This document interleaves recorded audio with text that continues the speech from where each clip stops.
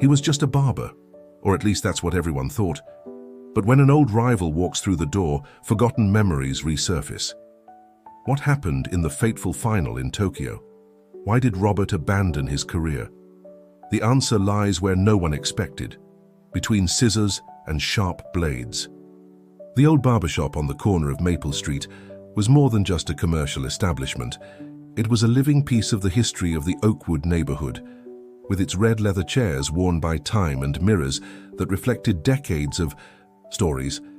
The place exuded a welcoming atmosphere that mixed essence of rosemary with memories of several generations. Robert Anderson, the owner, was known for his precise hands and discreet smile. Tall, with his well-lived 50 years marked by some wrinkles in the corners of his eyes, he maintained an elegant posture that intrigued the more observant customers.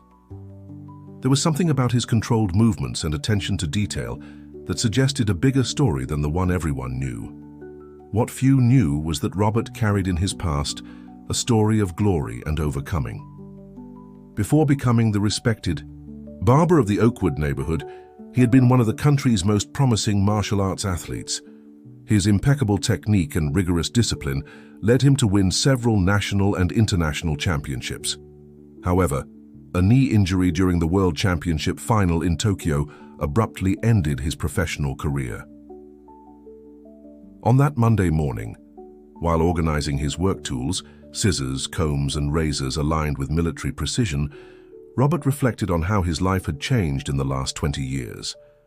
The barbershop, which he had inherited from his uncle August, became his refuge and his redemption. There he applied the same concentration and precision he used on the mats, but now to transform hair and beards. "Good morning, Mr. Anderson," the cheerful voice of Mrs. Martha, owner of the flower shop next door, interrupted his thoughts. "I brought you some fresh coffee to start the day well." "Mrs. Martha, you're an angel," replied Robert, receiving the steaming cup with a genuine smile. The florist was one of the few people who knew fragments of his past, and since she had become a widow 3 years ago, she had developed the habit of taking care of everyone in the neighborhood. The morning passed normally, with the coming and going of regular customers. Charlie, the mailman, stopped by for his monthly haircut, bringing the latest neighborhood news. Soon after, it was Dr. Paul's turn, a retired doctor who always took advantage of the haircut time to nap in the comfortable chair. It was then that the doorbell rang, announcing the arrival of a customer Robert hadn't seen in a long time.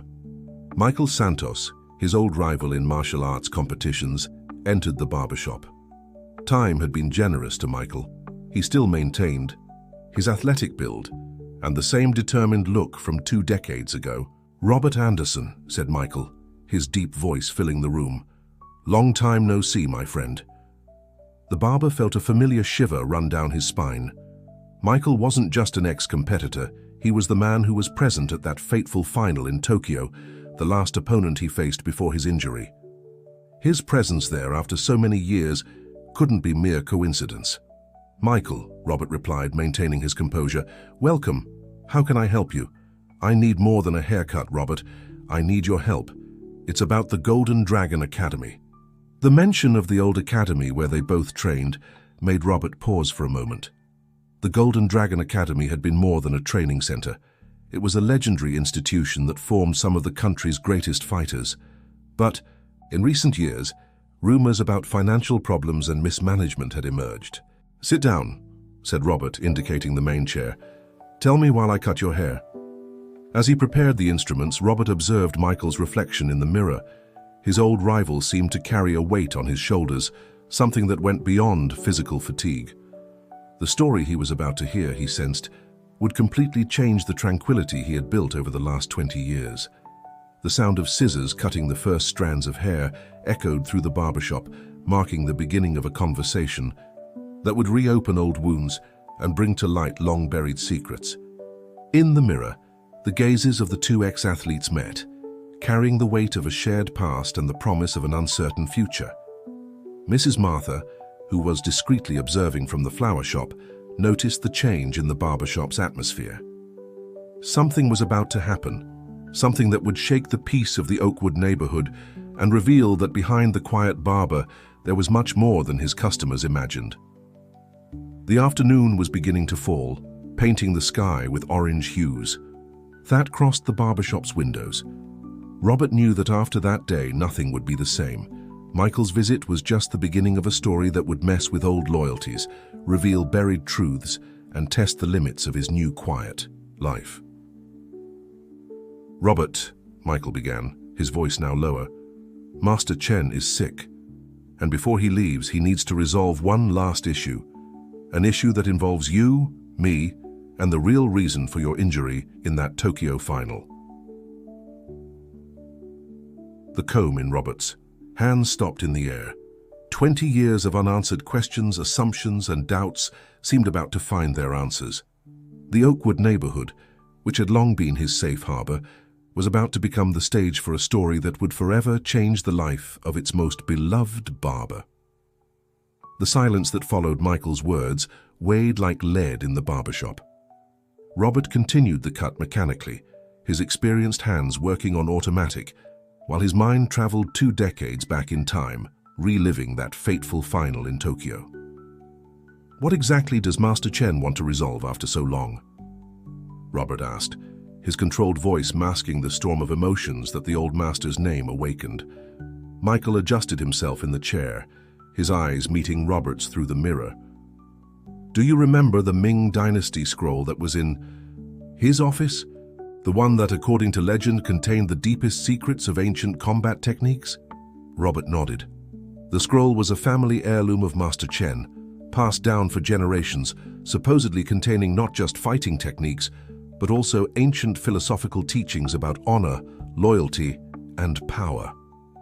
"The scroll disappeared the night before the championship final," Michael continued. "And Master Chen, he always knew who took it, but he kept silent all these years for some reason that only now he wants to reveal." The scissors in Robert's hands stopped for a moment. That revelation opened a new perspective on the events that changed his life.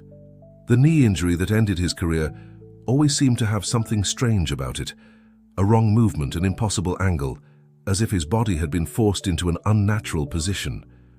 "They're all coming back," said Michael. "Master Chen has summoned his main former students, me, you, Anna, Richard, and even Julian, whom no one has seen in years." Anna. The name made Robert's heart imperceptibly accelerate. She had been more than just a training colleague. She was his first love, the person who supported him during his recovery after the injury.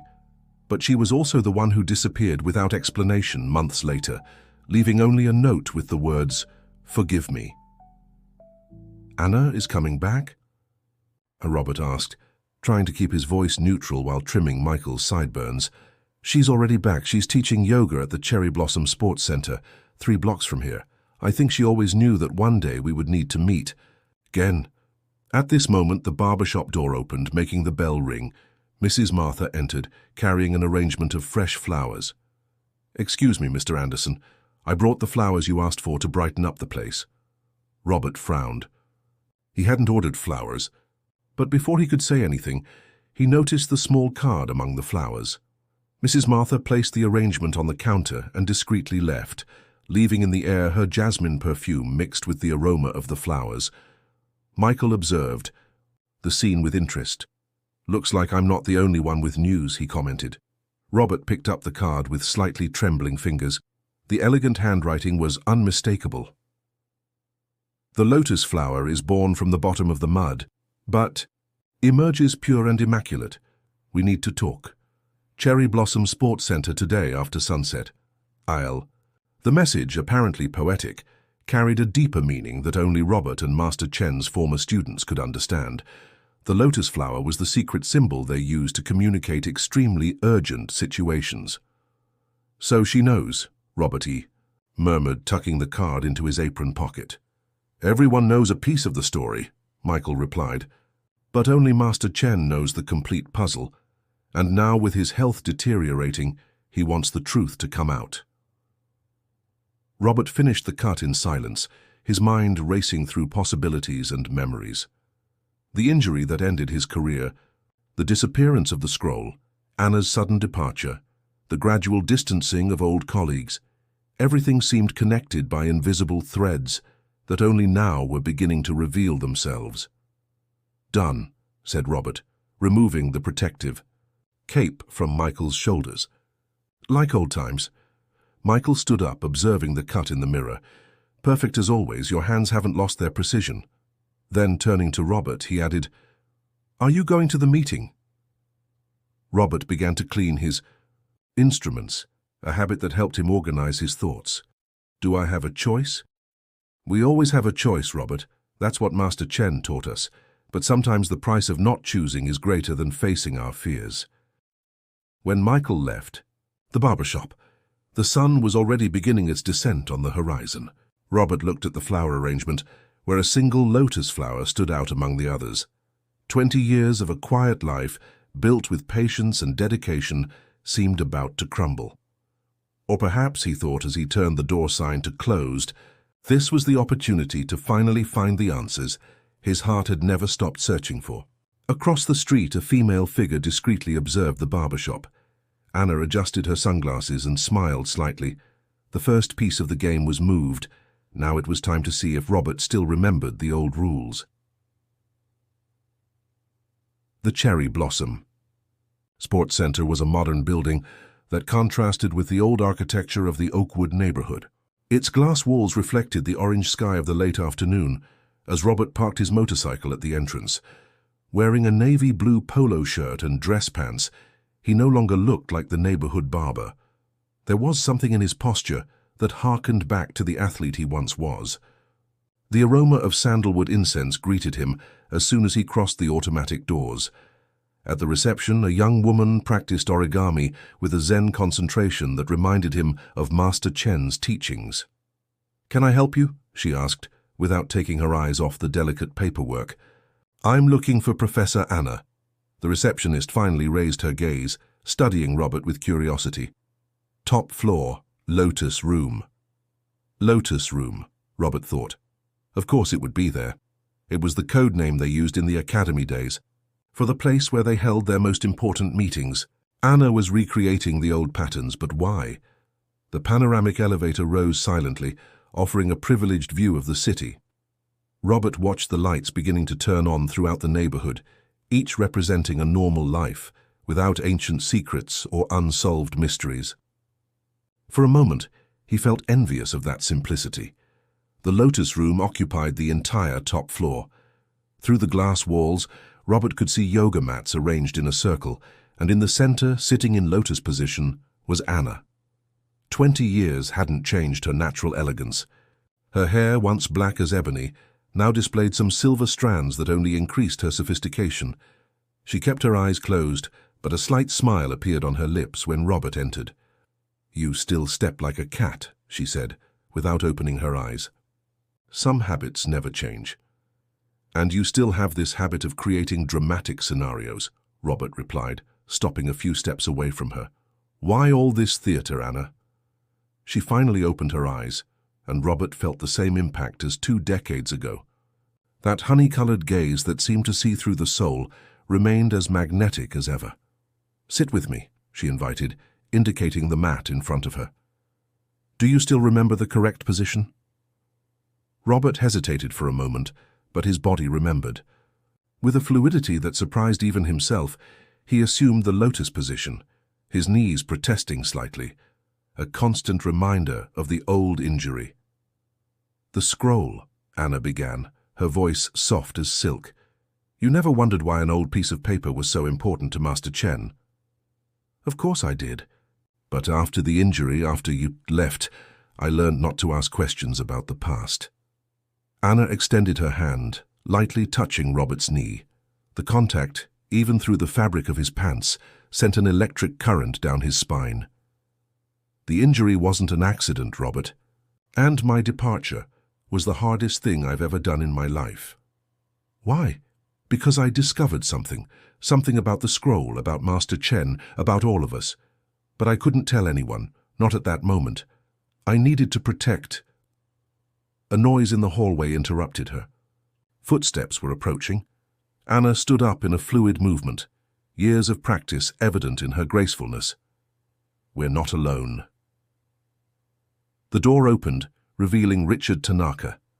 The former national karate champion, now a successful real estate businessman, maintained his fit physique, although his graying temples betrayed the passage of time. "Sorry I'm late," he said, his deep voice filling the room. "The traffic was impossible. I see you started without me." "We haven't started anything," Robert replied, also standing up. Anna was about to explain why she abandoned all of us 20 years ago. Richard laughed, a humorless sound. "Ah, so she hasn't told you about the true nature of the scroll yet? About how Master Chen manipulated all of us?" Anna shot Richard a warning look, but he continued. "Or maybe about how your injury, Robert, was just the tip of the iceberg of something much bigger?" "Richard," Anna's voice had a warning tone, "this is not how we should do this." "And how should we do it? Wait another 20 years? Master Chen is sick, Anna. We don't have time for your mystery games anymore." Robert observed the exchange between the two, feeling that there was much more at stake than he imagined. "Can someone tell me what's going on? Why after so long?" Anna sighed, walking to the window. The city was now completely illuminated, a carpet of lights stretching to the horizon. "The scroll didn't just contain ancient fighting techniques," she finally said.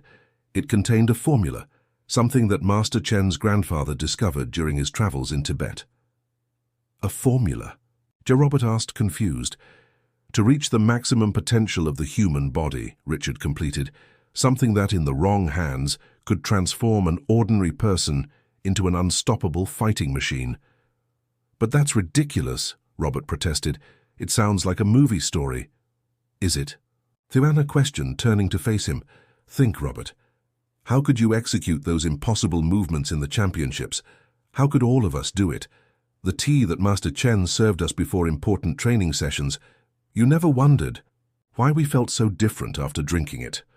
Memories flooded Robert's mind.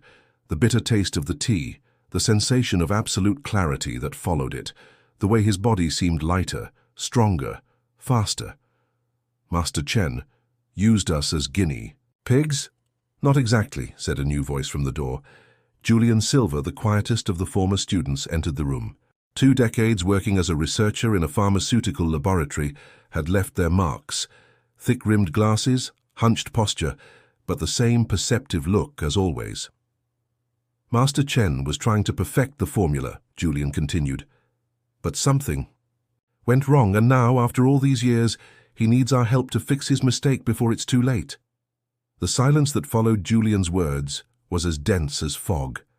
The Lotus Room, bathed in the nightlight of the city, seemed suspended in time. Robert looked at his old companions, trying to process the revelations he had just heard. "Fix the mistake?" he finally asked. "What kind of mistake requires 20 years of silence?" Julian adjusted his glasses, a nervous gesture that Robert recognized from academy times. "The formula in the scroll it wasn't just for physical enhancement. It was part of something bigger, an ancient Tibetan technique to awaken the dormant potential of human beings."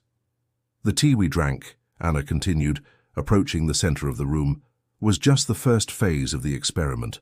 Master Chen was trying to recreate something his grandfather discovered in a monastery in the Himalayan mountains." Richard let out a bitter laugh. "And we, young fools full of ambition, were the perfect volunteers, thirsty for victories, for recognition." "We weren't fools," Anna interrupted, her voice firm. "We were dedicated. Master Chen saw that in us. That's why he chose us." Robert instinctively rubbed his knee. "And my injury, was that also part of the experiment?" A significant look passed between Anna and Julian. It was the latter who answered, "Your injury was an unexpected side effect. The tea, it altered not only our physical capabilities, but also our perception of pain and limits. In the Tokyo final, you surpassed barriers that the human body naturally imposes to protect itself." "Is that why you left, Anna?" Robert asked, connecting the pieces of the puzzle. "You discovered something about the effects of the tea?" Anna walked to the window, her fingers tracing invisible patterns on the glass. "I discovered that it wasn't just physical effects. The formula was affecting our minds too, subtly but progressively. I started having dreams, visions, and I wasn't the only one." "The dreams," Richard murmured, his expression changing. "So it wasn't just me?" "No," Julian confirmed. "We all experienced the mental effects, except Robert, who stopped taking the tea after the injury." Robert stood up, walking around the room as he absorbed the information. "And now?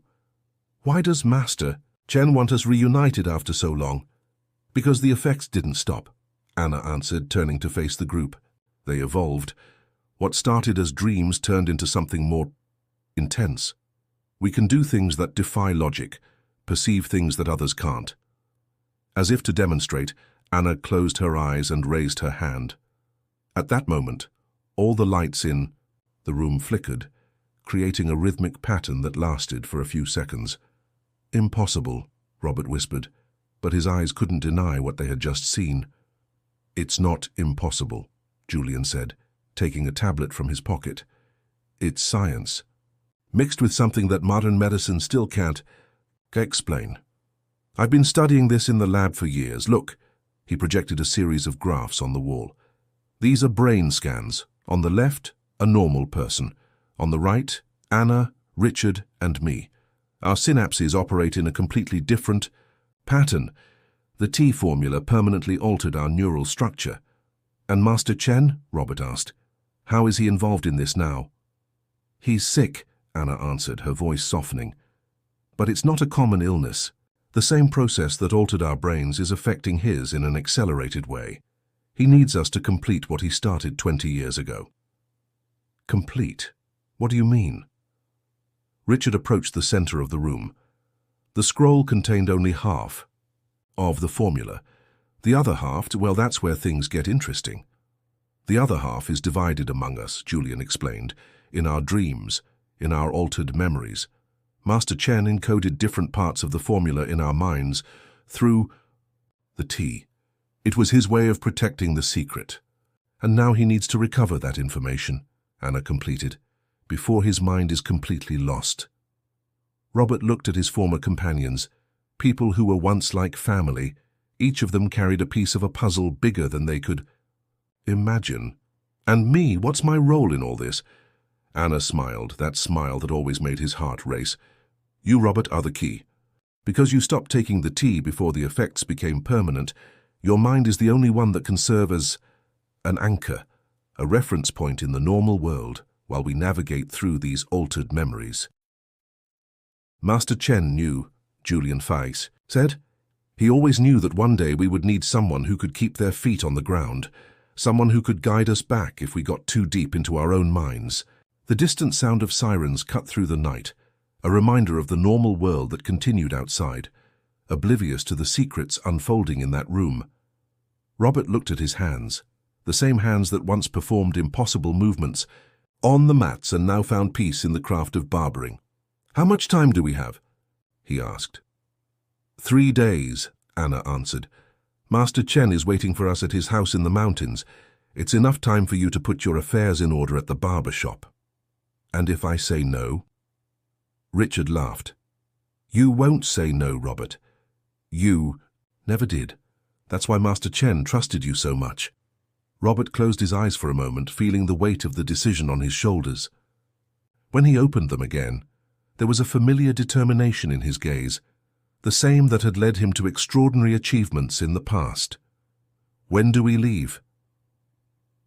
The next morning dawned with a thin fog covering the São Jorge neighborhood.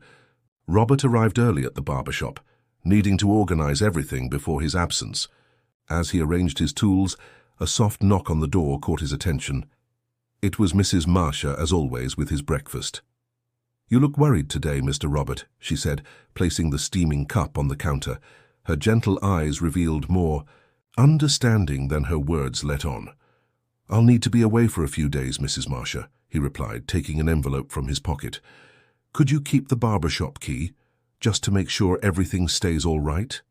The florist took the envelope carefully, as if understanding she was receiving more than just a key. "That pretty lady from yesterday. Does she have something to do with your trip?" Robert smiled. Mrs. Marcia had always been too perceptive for her own good. "Let's say it's a reunion of old friends." "Friends are important," she commented, arranging some flowers in the vase near the window. But sometimes the past is better left where it is. Before Robert could respond, the door opened again. It was Julian, carrying an old leather briefcase. "Good morning," he greeted, nodding politely to Mrs. Marcia, who took the cue to leave. As soon as they were alone, Julian opened the briefcase on the barber chair. "We need to talk before we leave," he said, taking out some documents and a small amber glass vial. "There's something you need to know about the injury in Tokyo." Robert sat in the other chair, feeling that familiar twinge in his knee. "More secrets, Julian." "Not exactly, more like confirmations." Julian handed over a folder with old medical exams. "I've been studying the effects of the tea for years in the lab. Master Chen's formula didn't just increase our physical capabilities. It created a kind of neural network among the users." "A neural network? What do you mean? Shared perceptions, synchronized intuitions? That's why Anna could predict your movements in training. Why Richard always knew when someone was in danger." Julian adjusted his glasses. "Your injury in Tokyo wasn't accidental, Robert. It was a chain reaction." Robert took the exams, looking at the magnetic resonance images dated 20 years ago. "Are you saying someone caused my injury on purpose?" "Not directly, but that night, before the final..." Julian hesitated, as if weighing his words. "Anna had a vision. She saw something terrible happening if you won the championship. Her emotional stress affected the neural network, and your body responded in the only way it could to prevent the vision from coming true. Anna, she knew about this the whole time." "She carried that guilt for 20 years, Julian replied, softly. "That's why she left. She couldn't look at you knowing that your suffering had been in a way caused by her." The doorbell rang again. Anna entered, wearing yoga clothes and carrying a small backpack. Her eyes found the documents in Robert's hands and she paled slightly. "You told him," she said to Julian. "It wasn't a question. He needed to know, Anna. Where's Richard? Finishing the preparations? Did you find anything interesting in the old lab records?" Julian nodded, taking more documents from the briefcase. Master Chen wasn't the first to experiment with the formula. His grandfather conducted similar tests in a monastery in Tibet in the 1950s. The monks developed extraordinary abilities, but, Robert encouraged, but they began to lose their connection with reality.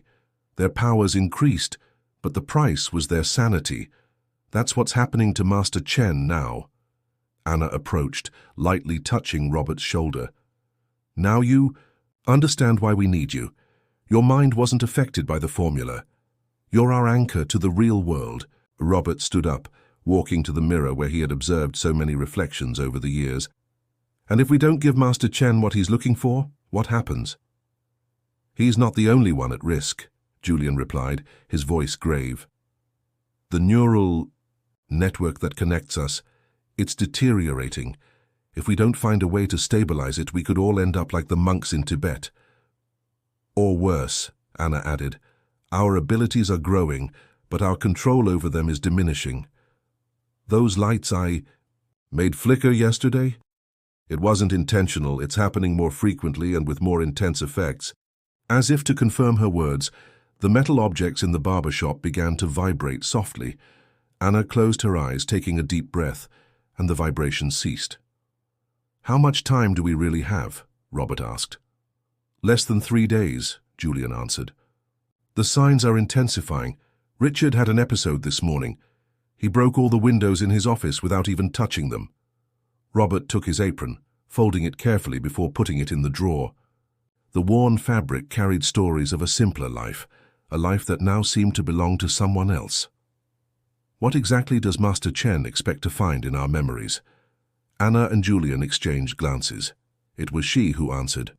"The part of the formula that teaches not just how to awaken these powers, but how to control them," Julian completed, "or if necessary, how to completely reverse their effects." Robert picked up his motorcycle keys, feeling the familiar weight of the metal in his hands. "And where exactly is this house in the mountains?" "The same place where everything began," Anna replied. "The old temple where we used to train in the mountains. Master Chen transformed that place into his refuge." "So that's where we'll find our answers?" Or lose what's left of our minds trying, Julian murmured, closing his briefcase. The sound of a car parking caught the group's attention. Richard had arrived with a black van, the engine still purring softly. It was time to leave. Robert took one last look at his barbershop, the place that had been his sanctuary for so long. On the counter, the flower arrangement Mrs. Marcia had brought still maintained its beauty, the lotus flower standing out among the others, a silent reminder of the path he was about to tread. The van wound its way up the winding road that climbed the mountain, leaving the city further and further behind. Richard drove with precision, his eyes fixed on the path as the first raindrops began to fall. In the passenger seat, Julian consulted a tablet, monitoring what appeared to be a map with pulsing colored dots. "The markers are getting more intense," he commented, adjusting his glasses. "Our proximity is affecting the neural network." In the back seat, Robert watched the landscape through the misty window, aware of Anna's presence beside him. The silence between them carried the weight of 20 years of unspoken words. "You should have told me," he finally said, his voice low enough for only her to hear. "About the vision, about the reason for my injury." Anna continued looking ahead, but her fingers tightened slightly on her knee. "And what would that change, Robert? Would you have forgiven me?" It wasn't about forgiveness, it was about trust. He turned to face her. "What did you see in that vision? What was so terrible that it justified all this?" Before Anna could answer, the entire car shuddered. Richard gripped the steering wheel tightly as loose objects inside the van began to float. "Anna," Julian called in a warning tone, "control your emotions." She closed her eyes, taking a deep breath, and gradually everything returned to normal. The raindrops, which had stopped in mid-air for a moment, resumed trickling down the glass. "It's getting worse," Richard said from the front seat. "The episodes are more frequent and stronger." "Julian, how long until we arrive?" 2 hours if the weather doesn't get worse. But there's something strange." Julian frowned at his tablet. "The energy patterns are different from what they were 20 years ago. It's as if the temple were pulsing." Robert leaned forward, observing the screen. The map showed the temple as a bright point at the top of the mountain, emitting concentric waves of energy that expanded and contracted in a regular rhythm. "Master Chen must be using the formula to keep himself conscious," Julian explained. "But each time he does this, the effect on us is stronger. It's like a chain reaction." "That's why we need you, Robert," Anna said softly. "Your mind isn't connected to the network. You can guide us through the memories without being affected by the side effects." The rain intensified, turning into a curtain of water that reduced visibility. Richard turned on the foglights, reducing speed as the van climbed the mountain. "There's something you're not telling me," Robert said, observing the tense expressions of his companions. "Something about what happens if we fail." Julian and Anna exchanged glances through the rear-view mirror. It was Richard who answered, his deep voice rising above the sound of the rain. "If we can't stabilize the neural network, if we don't find the part of the formula that controls these powers—" He paused, choosing his words. "It won't be just us who will be affected. The network is expanding. People close to us are starting to manifest similar abilities." "What do you mean?" "My assistant in the lab," Julian said. "Last week she predicted an accident before it happened, saved 3 people's lives." "Richard's son started moving objects during his sleep," Anna added. "He's only 10 years old." Robert felt a shiver run down his spine.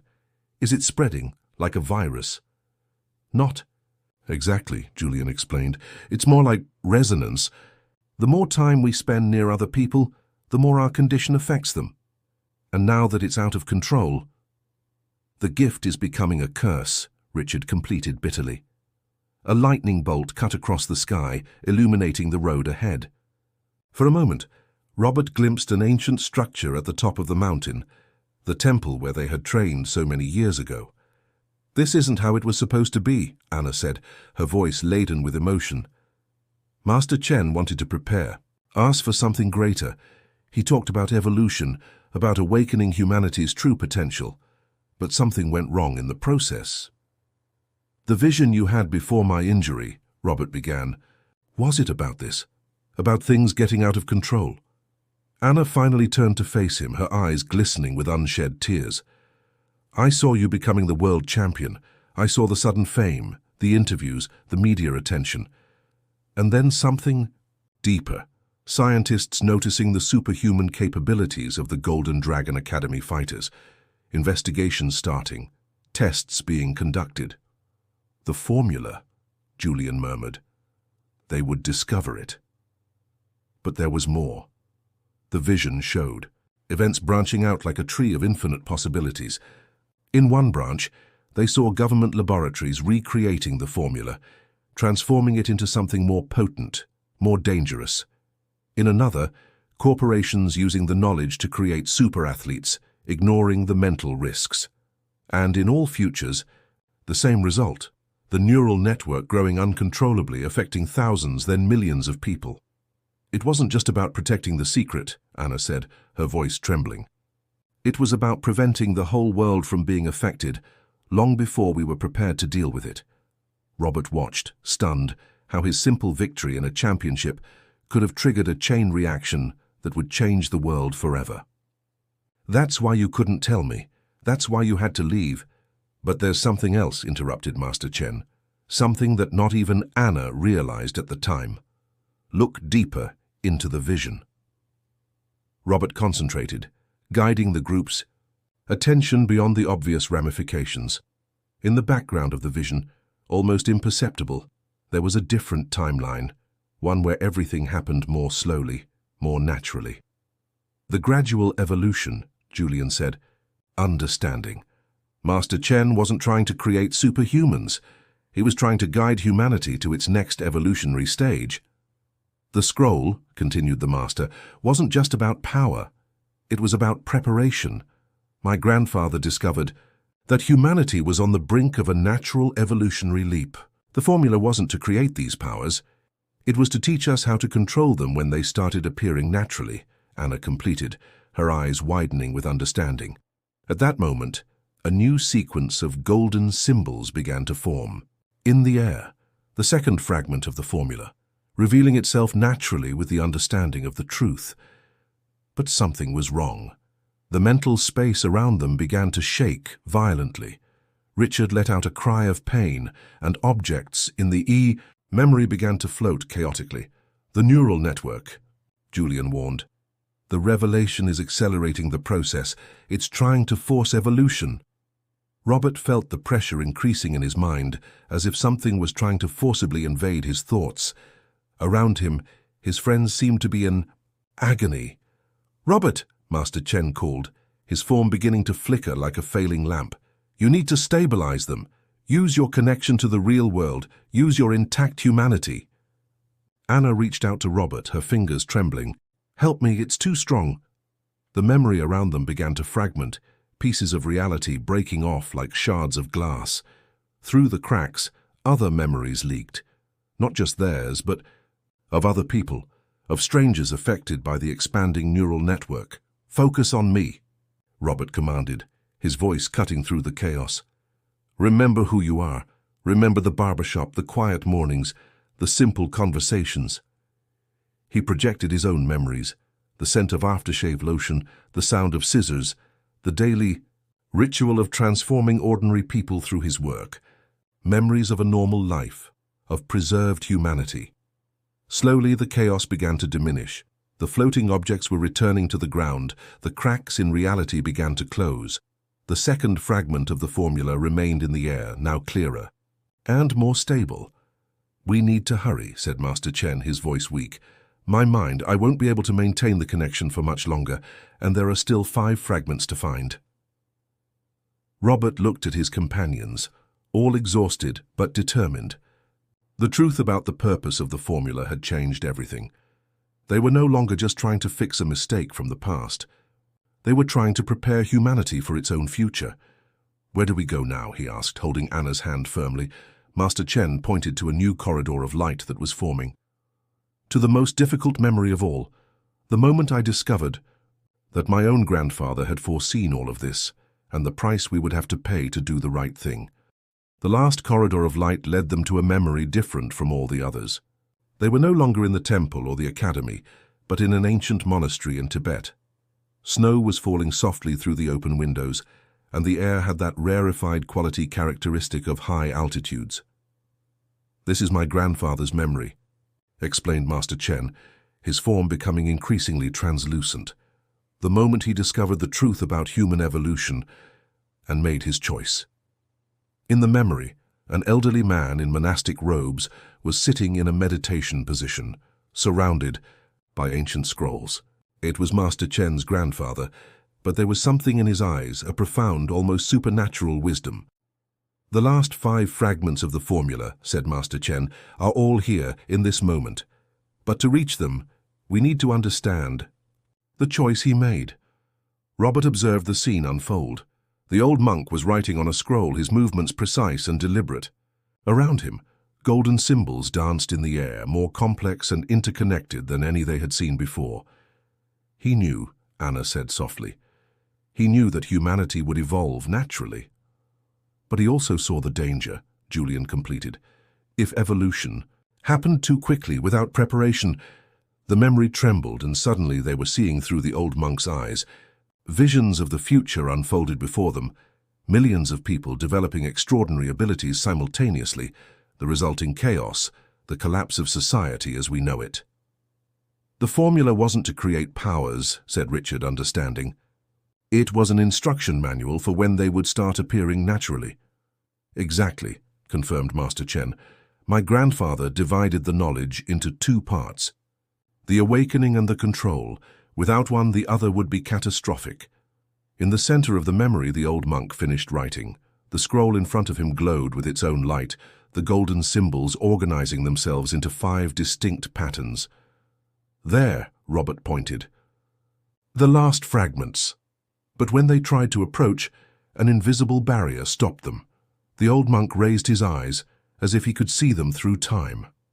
"There is a price," he said, his voice echoing through the decades. "Complete knowledge. It requires sacrifice. Are you willing to pay?" The mental space around them began to vibrate intensely. The neural network pulsed, trying to expand even faster, as if it sensed they were close to the truth. "What is the sacrifice?" asked Robert, holding Anna and Richard's hands firmly, keeping the group anchored. Master Chen approached the center of the memory, his form increasingly weak. "The powers, to control them completely, we must be willing to give them up." "Give them up?" questioned Richard. "After all this?" "It's the only way," said Anna, understanding dawning in her eyes. "True control isn't in having power, but in knowing when not to use it." Robert felt something change in the air. The golden symbols began to move, reacting to Anna's understanding. "She's right," said Julian. "It's like a vaccine. We need a small controlled dose to develop immunity. The complete formula isn't to give powers, it's to teach how to live without them until the right moment." One by one, the last fragments of the formula began to reveal themselves. Each golden symbol carried not just instructions, but wisdom, the ancestral knowledge of how to guide humanity through its next great transformation. But the effort was taking its toll. Master Chen seemed to be dissolving, his form becoming increasingly tenuous. "Master," Anna cried out. "It's all right," he said, smiling serenely. "My role ends here. Now it's up to you." His form flickered one last time and disappeared, but not before Robert saw a gleam of satisfaction in his eyes, the peace of someone who had completed their mission. The mental space began to collapse around them. The neural network pulsed violently, as if it knew it was about to be contained. "Robert!" Anna called. "Take us back. Now!" Concentrating with all his strength, Robert projected the image of his barbershop, the safe, normal, human place. The smell of aftershave lotion, the sound of scissors, the daily ritual of transformation that didn't need special powers to be magical. Reality spun around them, colors and sounds mixing in a whirlwind of sensations. And then, silence. They opened their eyes back in the circular room of the temple. The candles had gone out, and the first light of morning was entering through the ancient windows. Master Chen was lying on his meditation mat, a serene smile on his now peaceful face. Beside him, the original scroll glowed softly, all the fragments of the formula reunited again. Anna was the first to notice the change. The powers, they're diminishing. It was true, the supernatural energy that had filled the air for so long was gradually dissipating, like mist under the morning sun. They're not disappearing, Julian explained, consulting his tablet. They're going dormant, waiting for the right moment. Robert stood up, walking to the window. Outside, the sun was rising over the mountains, painting the sky with colors that didn't need special powers to be extraordinary. "And now?" asked Richard. "Now," Robert answered, "we go back to our lives. We guard the knowledge, we prepare. And when the time comes, when humanity is ready for its next evolution, we'll be there to guide them," Anna completed, joining him at the window. "As teachers, not as superhumans." The scroll glowed one last time and then transformed into golden ashes that dispersed in the morning air. But it didn't matter. The true knowledge was now stored in their minds, in their souls, waiting for the right moment to be shared. 3 days later, the barbershop in the St. George neighborhood reopened its doors. Robert returned to his daily ritual of transforming ordinary people through his dedicated work. But now each haircut, each conversation with clients, carried a deeper meaning, the understanding that the true magic of humanity isn't in supernatural powers, but in the ability to grow, evolve, and transform naturally. Anna opened a meditation center next to Mrs. Martha's flower shop. Richard began training children, teaching them not just about martial arts, but about self-control and wisdom. Julian continued his research, but now focused on understanding the natural potential of the human body. And on quiet nights, when the neighborhood fell asleep under the stars, they gathered at the barbershop, sharing stories and preparing for the future that was to come. No longer as guardians of a supernatural power, but as guides for humanity's next great adventure. The true evolution, after all, wasn't in extraordinary powers, but in the wisdom to know when and how to use them.